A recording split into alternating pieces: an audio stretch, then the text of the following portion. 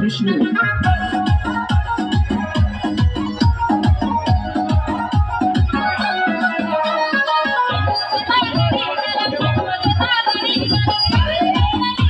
ঘুরতে ঘুরতে মিরকির বেড়া হয়ে যাবে নি, ঘুরতে ঘুরতে মিরকির বেড়া হয়ে যাবে।